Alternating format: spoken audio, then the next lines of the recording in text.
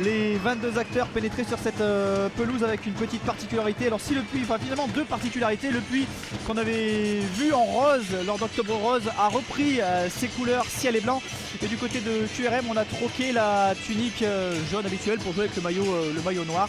On dit l'adage, on ne change pas une équipe qui gagne.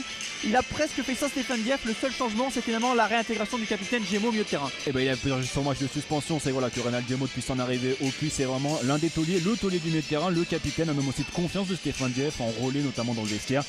Je pense que c'est tout à fait normal qu'il reprenne sa place. Après c'est vrai que bon, la semaine dernière, il y a 15 jours, sans lui, le puits avait quand même bien joué au milieu de terrain, ce qui est aussi l'une des satisfactions du moment.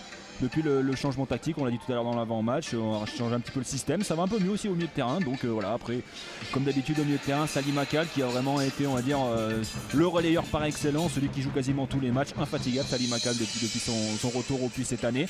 Et puis Jocelyn Groma, mine de rien commence un petit peu à passer devant Paul Watt dans la hiérarchie.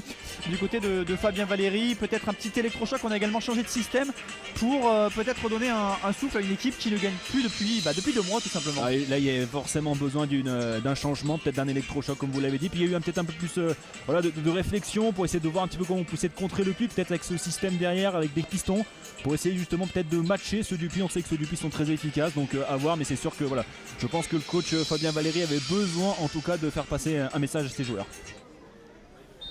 Et c'est parti ici à Massot, match entre concurrents au maintien, même si les deux formations ne sont pas dans la même dynamique. Le Puy ne perd plus depuis 1 mois et demi, alors que QRM est à la recherche d'un succès depuis maintenant fin septembre.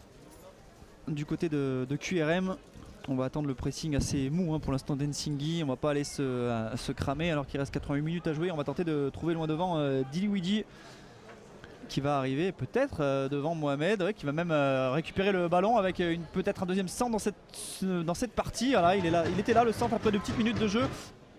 Et tout de suite sur Jocelyn Groma, on va essayer de chercher absolument dans le centre du terrain pour faire la différence. Attention, Djemou il a glissé. Peut-être une contre-attaque là développée avec Diliwidi. Lui il a du feu dans les jambes depuis les 3-4 premières minutes. La première frappe de cette partie, elle est pour les visiteurs, pour les joueurs de QRM après 4 petites minutes de jeu. Superbe performance dans le sud il y a 15 jours. Ensinghi qui s'est vraiment lancé par rapport au début de saison, peut-être un petit peu plus poussif. Là on sent vraiment qu'il a pris son rythme de croisière et petit à petit, mine de rien, il commence à s'imposer lui aussi dans le 11 en sachant qu'il y a une belle attaque de QRM là. Ouais, avec Diliwidi peut-être pour le premier but, la frappe. Et voilà l'ouverture du score. Il était très intéressant depuis le début de cette partie, Diliwidi. Et là il a pris le dessus, il me semble à nouveau sur Mohamed pour aller tromper Carvalho, qui a touché le ballon mais la main pas assez ferme pour empêcher ce ballon justement d'aller au fond des filets. Et finalement sur cette contre-attaque éclair, QRM qui va ouvrir le score. Le super appel là, vous voyez, de Diliwidi entre 2 défenseurs du Puy. Il frappe, qui va avoir l'appel et le dédoublement de Zogba, qui préfère finalement repasser et piquer dans l'axe. Ballon pour Groma, Fati dans la surface, le centre de Fati pour la tête d'Ensinghi. Et il était tout proche de reprendre Rodriguez, on en parlait à l'instant. Et ça piquait là pour Groma, c'est parti, c'est plutôt bien tapé, ce sera pour une tête normande, mais le danger n'est pas écarté avec Djemou qui remet dans le paquet et le ballon a finalement terminé dans les mains de Bonnevie. Ouais, je pense que c'est quand même la solution du centre qui va être choisie, et malheureusement fallait-il encore bien ajuster. Il va s'arracher la Goumo pour empêcher ce ballon de sortir. Et ballon à nous peut-être dans cette surface de réparation. Goumo qui essaye de passer devant. Il a pris le meilleur coup, il est passé dans la surface en retrait pour Seydou, le centre au second poteau pour une tête d'Ensinghi, le but. Ensinghi qui confirme sa belle forme du moment. Est-ce qu'elle est signée Rodriguez cette remise de la tête? Il me semble que c'est Maël Zogba qui fait la déviation pour Ensinghi. On l'avait dit, les poneaux assez forts dans les duels, notamment dans la surface. Ça avait fait 2 buts à Villefranche. Et voilà, ça fera l'égalisation ici à QRM. On regarde le ralenti. Goumo qui s'arrache là parce qu'il est bien pris. C'est tout le travail. Portier Pono mis sous pression qui va essayer de relancer. Goumo sur Akal, c'est bien fait. Là il y a une occasion pour le Puy. Akal, le centre, ça va être dégagé par Mounses. Le ballon reste dans les pieds Pono avec Ensinghi, la frappe d'Ensinghi qui va obliger Bonnevie. Le plus important dans ce championnat de N1. Donc on a 2 équipes qui sont spécialistes et qui adorent aller se frotter aux autres formations. Elle sent dans la surface de réparation, c'est dégagé mais mal dégagé. Canouté, la reprise, elle passe juste au-dessus. Danger apporté par le piston droit de QRM.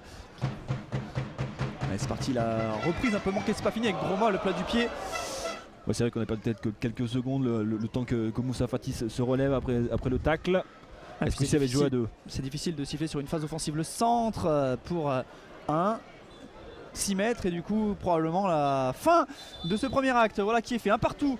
C'est vrai que les Poneaux ont un peu du mal pour l'instant à transpercer les Normands dans le centre du jeu. Ils passent beaucoup sur les côtés. Salim Akal qui a au port des doublés. Rodriguez qui va s'appuyer sur Nsingui dans la surface bien placée. Fati, la frappe de Fati, c'est contré. Mais qui va être repris par Edson Sedou. Edson Sedou qui va remettre pour Fati. Et Fati qui va jouer pour Djemo. Djemo pour Akal. Akal qui se retourne devant lui. Il a vu le bon ballon pour Nsingui. Le but. Et ça passe juste à côté. Énorme occasion pour les joueurs du Puy Foot. Le ballon il passe à 5 cm du poteau du gardien Bonnevie. Et il y a des joueurs à l'échauffement, peut-être qu'on verra d'ici une dizaine de minutes Paul Wade rentrer dans ce match. Akal qui va peut-être pouvoir écarter sur Goumo dans la surface de réparation. Le tir de Goumo. Oh la surprise. Tout le monde a été surpris là par ce centre-tir. Je ne sais pas s'il veut centrer ou s'il veut tirer. S'il veut tirer, chapeau bas Aymeric Goumo pour mettre le Puy-le-Vent encore une nouvelle fois avec l'aide du poteau. Et les Poneaux qui à la 55e minute de jeu passe devant dans cette partie, but signé Aymeric Goumo. Ah oui, pour être totalement honnête, même nous on a été pris, on pensait tous qu'il allait centrer parce qu'il arrive en bout de course, on va le revoir. Ouais, je pense qu'il veut centrer. Ouais, la réussite elle est peut-être maximale sur cette action du côté du Puy Foot parce qu'il y a même, je crois c'est le pied de Gaïa qui manque de détourner le ballon. Je préfère ressortir derrière sur Sedou avec Djemo désormais, le petit ballon pour Akal dans l'entrejeu qui ressort derrière sur Zogba. Goumo, le second buteur de ce match qui est servi aux abords de la surface de réparation qui ressort sur Djemo, le centre de Djemo pour Nsingui, la tête d'Nsingui, la parade. C'est peut-être pas terminé, la parade de Bonnevie sur cette tête d'Nsingui. Attention parce que là ils sont sous assistance respiratoire pour l'instant les joueurs de Fabien Valéry. C'est pas fini avec Akal pour d'ici un ballon dans cette surface, le centre d'Akal.